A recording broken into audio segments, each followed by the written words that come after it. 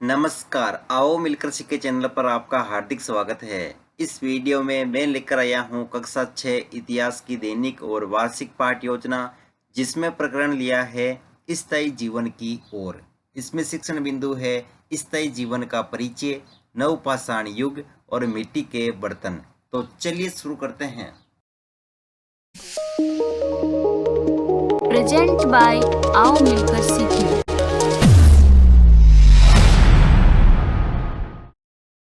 सर्वप्रथम लिखेंगे विद्यालय का नाम, जहां पर आप ये लेसन प्रस्तुत करेंगे।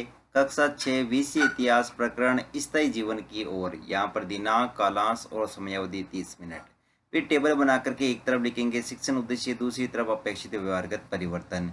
शिक्षण उद्देश्य में पहला लिखेंगे ज्ञानात्मक। इसमें लिखना है विद्यार्थी स्थायी जीवन की ओर से संबंधित विभिन्न तथ्यों की पहचान कर सकेंगे।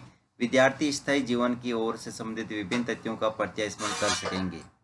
फिर है अवबोधात्मक, जिसमें लिखेंगे विद्यार्थी स्थायी जीवन की ओर से संबंधित विभिन्न तथ्यों की व्याख्या कर सकेंगे। विद्यार्थी स्थायी जीवन की ओर से संबंधित विभिन्न तथ्यों में अंतर स्पष्ट कर सकेंगे। ज्ञानोपयोग, विद्यार्थी स्थायी जीवन की ओर से संबंधित विभिन्न तथ्यों से सही निर्णय ले सकेंगे। विद्यार्थी स्थायी जीवन की ओर से संबंधित विभिन्न तथ्यों से निष्कर्ष निकाल सकेंगे। कौशल, विद्यार्थी स्थायी जीवन की ओर से संबंधित तथ्यों को सूचीबद्ध करके तालिका तैयार कर सकेंगे। विद्यार्थी स्थायी जीवन की ओर से संबंधित तथ्यों को समझने की कुशलता विकास कर सकेंगे। अभिरुचि, विद्यार्थी स्थायी जीवन की ओर से संबंधित तथ्यों का अध्ययन करने के प्रति रुचि उत्पन्न कर सकेंगे। विद्यार्थी स्थायी जीवन की ओर से संबंधित घटनाओं को समाचार पत्र पत्रिकाओं से समझने में रुचि ले सकेंगे।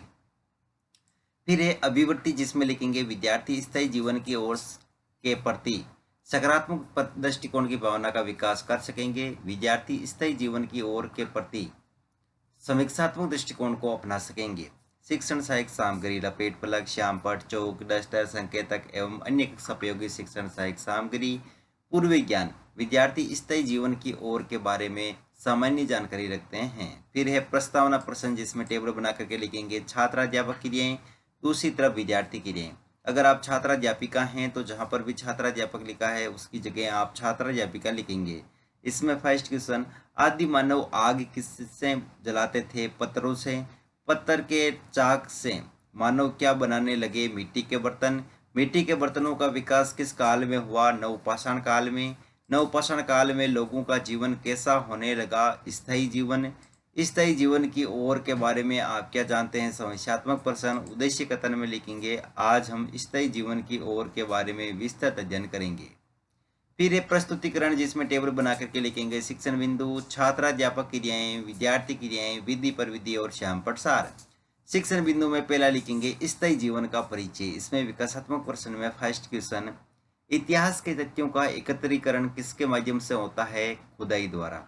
खुदाई में प्राप्त अवशेषों से किसका पता चलता है? प्रारंभिक मानव का जीवन। स्थायी जीवन के बारे में आप क्या जानते हैं? निरुत्तर विधि में प्रश्नोत्तर विधि।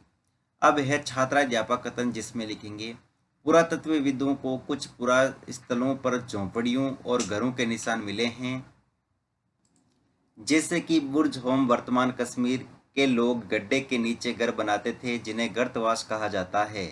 इनमें उतरने के लिए सीढ़ियां होती थी, इससे उन्हें ठंड के मौसम में सुरक्षा मिलती होगी। पुरातत्वविदों को झोंपड़ियों के अंदर और बाहर दोनों ही स्थानों पर आग जलाने की जगह मिली है। इस प्रकार लोगों ने स्थायी जीवन यापन करना शुरू कर दिया था। यहाँ विद्यार्थी क्रिया में लिखेंगे विद्यार्थी ध्यानपूर्वक सुनेंगे तथा मुख्य बिंदुओं को अपने अभ्यास पुस्तिका में लिखेंगे। विधि में व्याख्यान विधि और श्यामपट्ट सार में बुर्ज होम वर्तमान कश्मीर में के लोग गड्ढे के नीचे घर बनाते थे, जिन्हें गर्तवास कहा जाता है। फिर है बोध प्रश्न, इसमें फर्स्ट क्वेश्चन, बुर्ज होम कहाँ पर स्थित है? वर्तमान कश्मीर में। पुरातत्वविदों को पुरास्थलों में किसके निशान मिले हैं? झोंपड़ियों और घरों के। यहाँ पर विधि में प्रश्नोत्तर विधि। अगला शिक्षण बिंदु है नवपाषाण युग, जिसमें विकासात्मक प्रश्न में फर्स्ट क्वेश्चन, आरंभिक काल को किस नाम से जाना जाता है? पूरा पाषाण काल के नाम से। अगला क्वेश्चन है पूरा पाषाण युग के बाद किस युग का आरंभ हुआ? नवपाषाण युग का। नवपाषाण युग के बारे में आप क्या जानते हैं? निरुत्तर विधि में प्रश्नोत्तर विधि।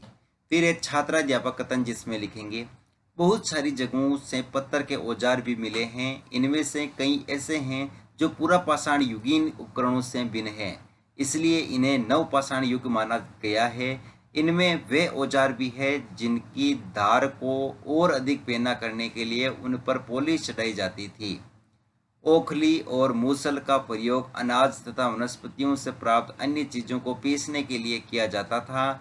आज हजारों साल बाद भी ओखली और मूसल का प्रयोग अनाज पीसने के लिए किया जाता है। उसी तरह प्राचीन प्रस्तर युगीन औजारों का निर्माण और प्रयोग लगातार होता रहा है।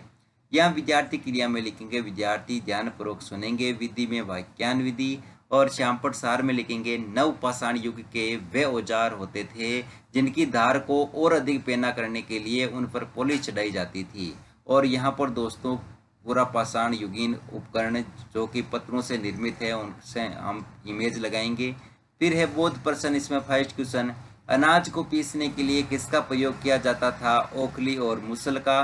वनस्पतियों से प्राप्त चीजों को पीसने के लिए किसका प्रयोग किया जाता था? ओखली और मूसल का। विधि में प्रश्नोत्तर विधि।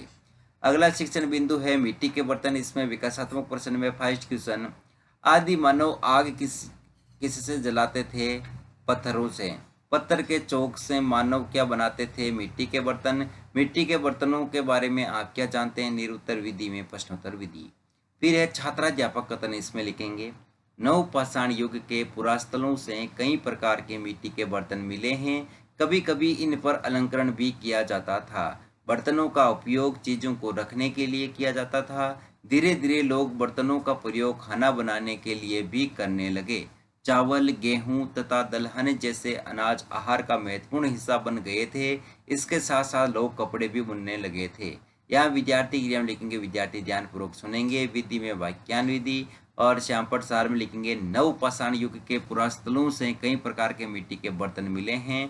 कभी कभी इन पर अलंकरण भी किया जाता था। और यहाँ पर दोस्तों मिट्टी का जो बर्तन है उसका हम इमेज लगाएंगे। और बौद्ध प्रश्न में लिखेंगे फर्स्ट क्वेश्चन, खाना बनाने के लिए किसका प्रयोग किया जाता था? मिट्टी के बर्तनों का। आहार का महत्वपूर्ण हिस्सा कौन बन गया है? अनाज। विधि में प्रश्नोत्तर विधि।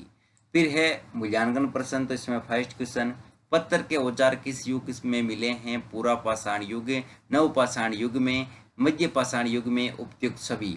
बुर्ज होम के लोग गड्ढे के नीचे घर बनाते थे जिन्हें कहा जाता था गर्तवास या पुरातत्वविद। अगला क्वेश्चन है मिट्टी के बर्तनों का उपयोग चीजों को रखने के लिए किया जाता था, सत्य या असत्य? नवपाषाण युग किसे कहते हैं? गर्तवास किसे कहते हैं? घरे कार्य में लिखेंगे स्थायी जीवन पर संक्षिप्त टिप्पणी लिखिए, अंत में पर्यवेक्षक टिप्पणी।